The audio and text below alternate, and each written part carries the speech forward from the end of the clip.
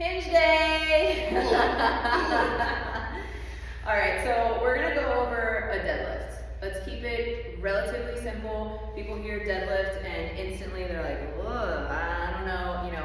So some of the things that are gonna stand out in terms of what we hear as coaches is my back. My lower back just goes on fire with the hinge. So this is going to be our tool to talk about where our back, our neck, everything should be, even your eyes. I know we're working posterior chain, but where your gaze goes is actually really important on the deadlift.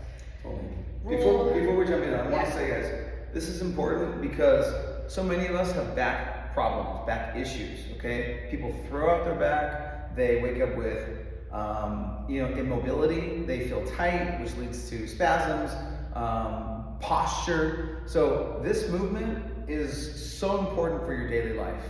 And that's what we do here. We're all about strengthening your daily functional movements. So yeah, totally. And I think this is a good move to really pay attention to what is challenging me and what's uncomfortable versus pain, right? So sometimes we need to kind of get a little uncomfortable in order to reverse, fix, or prevent pain, right? That's the whole point, building up that strength system and that base so that we are in the game of injury prevention.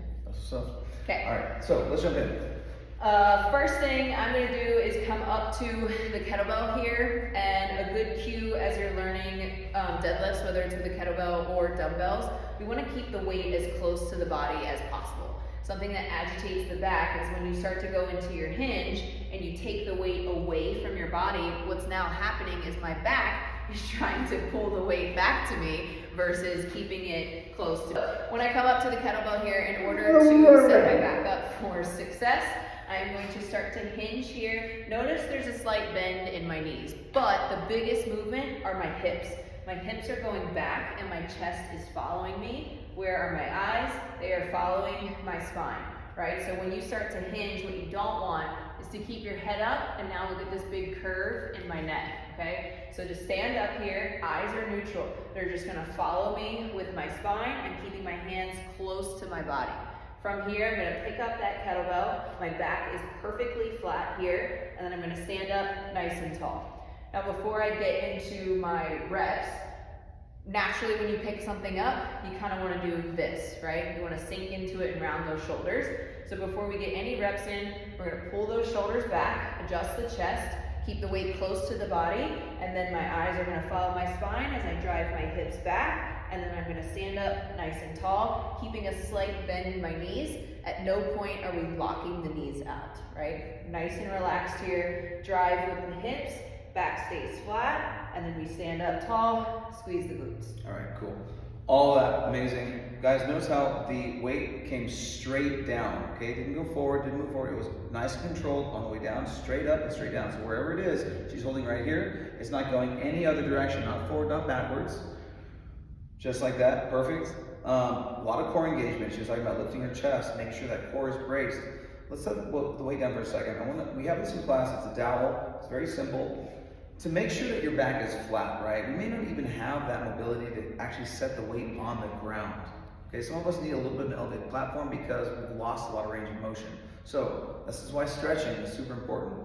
I'm gonna put this on her back, down her spine, and she's gonna go ahead and take one hand and place it on basically her tailbone, where the other one is now right behind her head. There are points of contact that we're establishing in order to keep this back flat, okay? Number one is she has her hand, the dowel, and her head all touching, okay?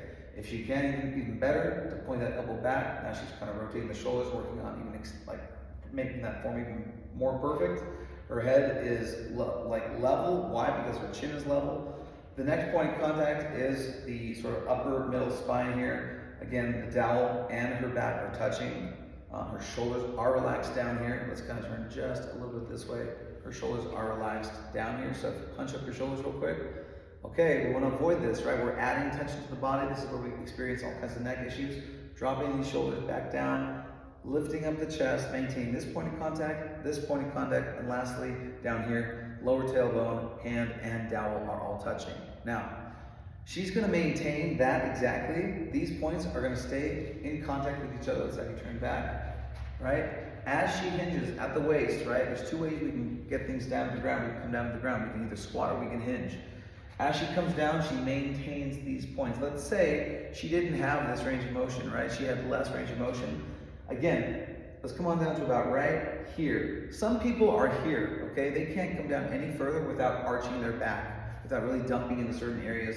And that's what we're sort of here to correct. So come all the way up, find out where you are by maintaining true to these 3 points. Let's see where she is. Come on down, big inhale. Notice soften the knees here. She's pressing into her heels, pushing that butt back, super important. Perfect 90-degree angle. Exhaling as she comes on up, pushing the hips forward. Again, staying, not pushing too much forward. Find that sweet spot, right, where you're staying, keeping those hips back, core is lifted. You know, this is why the dowel is so important, guys. So then, once you know how to do this, okay, you can then go for the weight itself. Let's revisit this weight real quick. Again, I like to sandwich that weight even closer. I'll be in between the bridge of my foot personally. Yeah.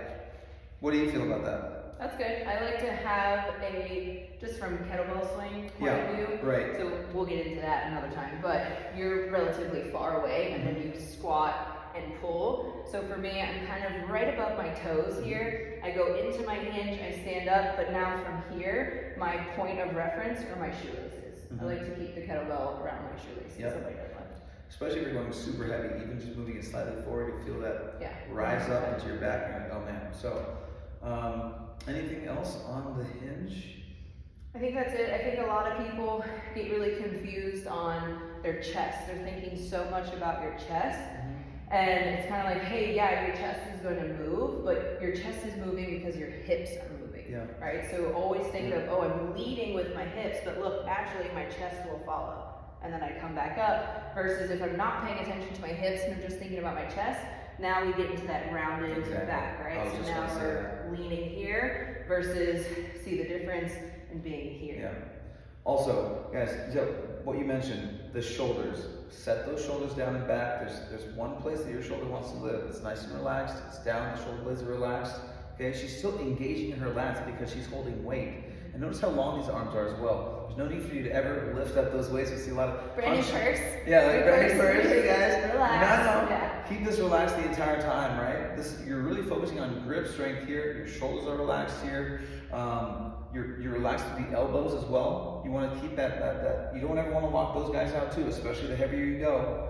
And then the eye line, the vision, you know what I mean? There's 2 lines of vision. Look at that neutral neck right here. This is a completely neutral neck. There's no cranking of the neck. Again, all this is nice and relaxed. You see this all the time. Don't be this person.